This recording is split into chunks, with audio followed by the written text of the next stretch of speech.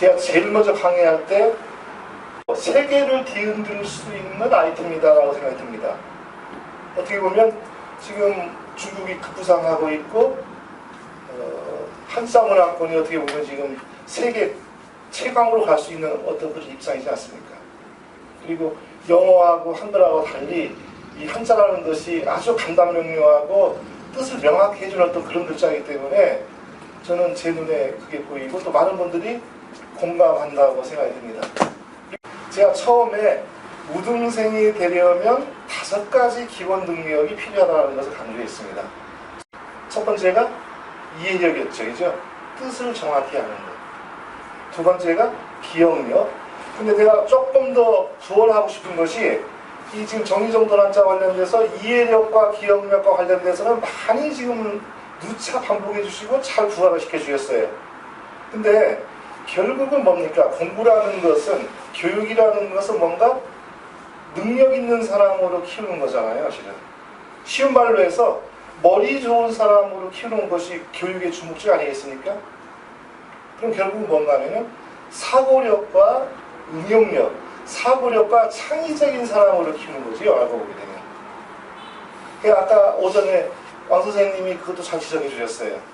어떤 글자가 나오게 되면은 무조건 외우려고 하지 마시라 이게요. 이걸 어떻게 외우면 좋을까? 네.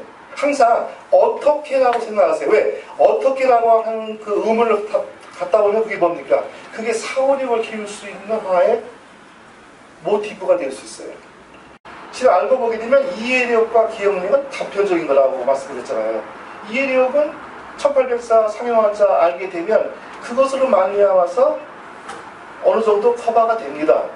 그리고 기억도 기억의 원리 3단계 알고 질서 있게 순서대로 유사한 거 판단하잖아요. 쉽게해서요. 중요한 것은 사고력과 응용력이라고 그랬어요. 근데 사고력과 응용력은 저절로 생기지 않아요.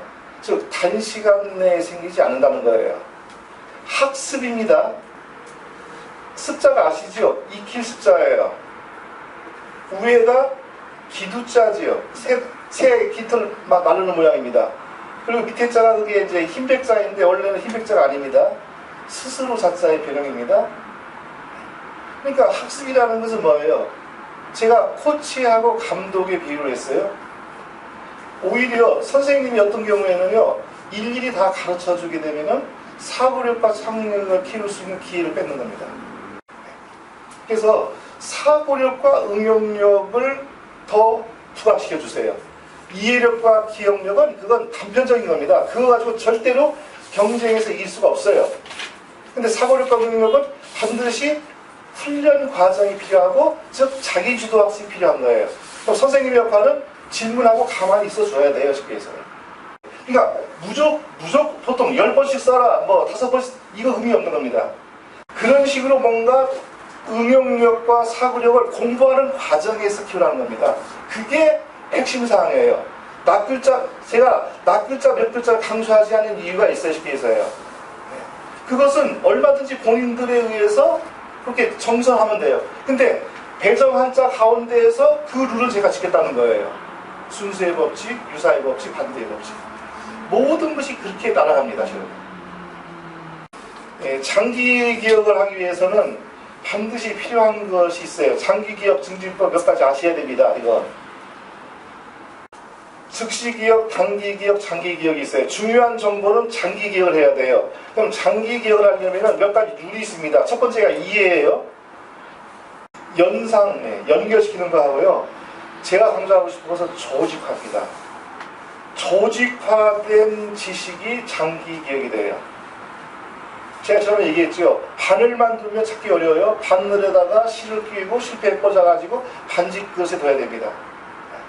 그러니까 우주는 자연과 인간, 이게 조직화된 거예요. 그 조직화된 지식이야만이 장기 기억이 돼요. 그러니까 정말 중요한 것은 장기 기억을 하셔야 돼요. 근데 기억의 원리, 기억력 증진법, 신근성의 법칙이라든지 빈수성의 법칙, 이거 중요하잖아요. 그래서 이런 거에 관련돼서 좀 아셔야 되고요. 자, 누가 한자 공부 어떻게 해야 됩니까? 라고 질문을 했어요. 복잡하게 설명하지 마시고 딱 떨어지게 아주 요쪽 잡히게 강조하시면 돼요. 부수자를 알아야 됩니다라고 하셔야 돼요. 한자는 뭐 어떻게 해야 됩니까? 먼저 부수자를 알아야 됩니다. 이게 정답이에요. 왜? 영어 알파벳 26개 모르고 영어 공부 안 되잖아요. 자음 모음 모르고 공부 안 되잖아요. 그러니까 26개 알파벳과 같은 것이 부수자예요. 부수자 먼저 공부해야 됩니다라고 딱 판단해 줘야 돼요. 그 다음에 그동안 한자 공부가 왜 어려웠는가, 무엇이 문제였는가, 이걸 우리가 명확하게 아셔야 돼요. 부수자 공부부터 했어야 되는데 부수자가 214자가 많은 게 일단 원인이었고 그것이 획순으로 편집이 됐기 때문에 그걸 몰라요. 그러니까 기본 글자를 모르니까 거기서부터 문제가 발생했던 거예요. 그러니까 한자 공부 어떻게 됩니까? 부수자를 먼저 아셔야 됩니다. 이걸 강조하셔야 돼요. 자, 두 번째는 뭘 강조해야 되죠? 한자 만든 원리, 육서를 알아야 됩니다. 라고 강조하셔야 돼요. 그 두 가지가 꼭 기억하셔야 할 겁니다. 그러면 한자를 볼 때 제일 먼저 뭘 봐야 되죠? 부수자 봐야 됩니다. 그렇죠? 왜요? 부수자가 뜻을 의미하기 때문에. 근데 보세요. 정리정돈 한자 책을 보기 전에 그렇게 쉬운 부수자의 글자가 집중되어 있다는 사실을 모르셨잖아요. 쉬운 부수자에 집중되어 있다는 걸 확인하셨잖아요. 그러니까 한자를 볼 때는 부수자가 뭐지라고 생각하시면 돼요. 근데 놀랍게도 거의 90%가 책 보니까 왼쪽에 붙었잖아요.